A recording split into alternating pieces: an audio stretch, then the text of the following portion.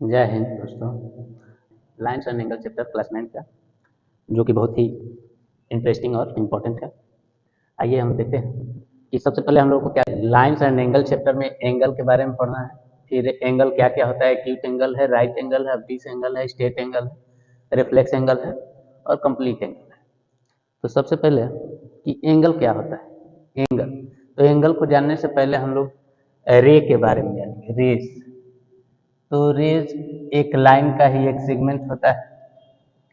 Line का ही segment होता है। लाइन क्या होता है, तो लाइन दोनों तरफ एक्सटेंस होती है। इन दोनों को लाइन को हम लोग दोनों तरफ बढ़ा सकते हैं, इसको हम लोग लाइन कहते हैं, ए बी। और इसी का एक सेगमेंट है रेज, जो कि इसमें एक पॉइंट जो होता है एंड पॉइंट होता है और एक एंड पॉइंट नहीं। ये दोनों मतलब कि लाइन जो है दोनों तरफ बढ़ सकती है और ये रे जो है एक ही तरफ बढ़ती है। यानी कि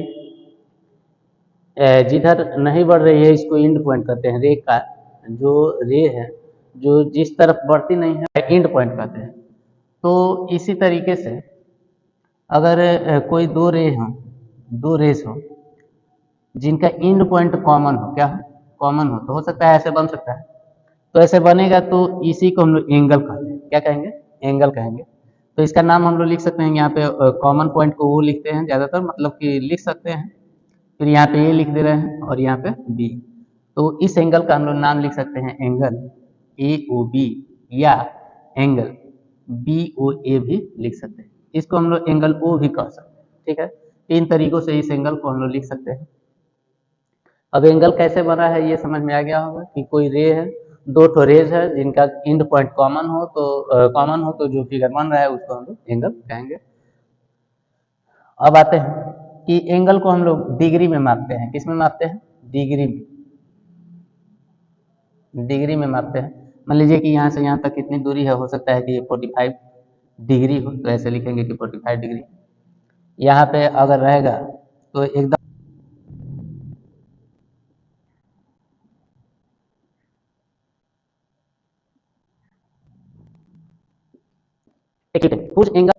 whose angle measure is more than 0 degree but less than 90 degree is called acute angle। acute angle मतलब एक ऐसा एंगल जिसका माप 0 डिग्री से अधिक और 90 डिग्री से कम हो, उसको हम लोग एक्यूट एंगल कहते हैं।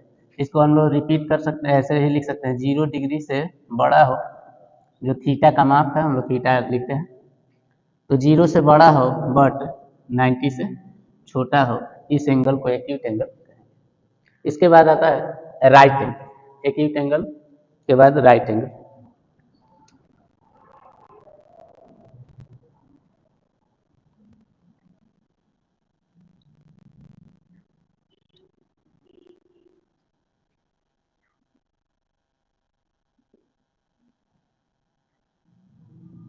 Right angle whose angle measure is 90 degree is called right angle. Right angle एक ऐसा एंगल जिसका माप 90 डिग्री के बराबर,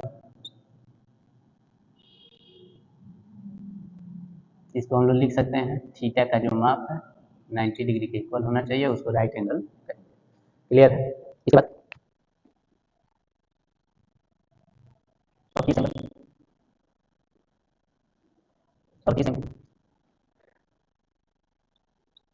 मोर देन 90 डिग्री।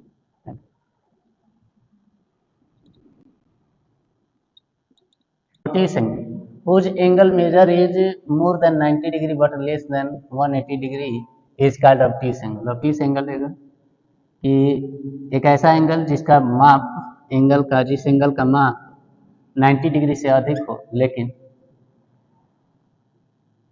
180 डिग्री से कम हो, ऐसे एंगल को 90 डिग्री से अधिक हो और 180 डिग्री से कम हो, ऐसे एंगल को ऑब्ट्यूस एंगल कहेंगे। ऑब्ट्यूस एंगल जिस एंगल का माप 90 डिग्री से अधिक हो और 180 डिग्री से कम हो, उसे हम लोग ऑब्ट्यूस एंगल कहेंगे। इसके बाद आते हैं हम लोग state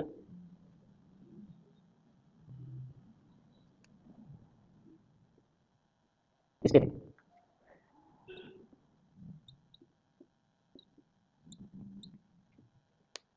state angle whose angle measure is 180 degree is called state angle. एक ऐसा एंगल जिसका माप 180 डिग्री हो, उसको हम लोग स्ट्रेट एंगल कहेंगे।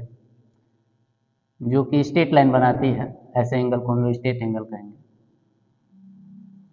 इसका माप एक ऐसा एंगल जिसका माप 180 डिग्री के इक्वल हो, उसे हम लोग स्ट्रेट एंगल कहेंगे। इसके बाद हम लोग पढ़ेंगे रिफ्लेक्स एंगल। रिफ्लेक्स एंगल जो reflex angle measure is more than 180 degree but less than 360 degree. whose angle measure is more than 180 degree but less than 360 degree is called reflex angle. Reflex angle उसे कहेंगे ऐसा angle जिसके कोण का माप 180 degree से अधिक हो लेकिन 360 डिग्री से कम हो, ऐसे कोण को हम लोग रिफ्लेक्स एंगल कहेंगे। आइए देखते हैं। ये हम लोग का एक रे हो गया OA, और ये जो इधर की तरफ आ जाए, इधर से मापने पे 180 डिग्री से अधिक है लेकिन ये 360 डिग्री से कम है, ऐसे कोण को हम लोग रिफ्लेक्स एंगल कहेंगे। रिफ्लेक्स एंगल को हम लोग इस तरीके से रिप्रेजेंट कर सकते हैं, 180 डिग्री से ज़्यादा होना चाहिए और 360 डिग्री से कम होना चाहिए, ऐसे एंगल को हम लोग रिफ्लेक्स एंगल कहते हैं। इसके बाद पढ़ेंगे हम लोग कंप्लीट एंगल। Complete angle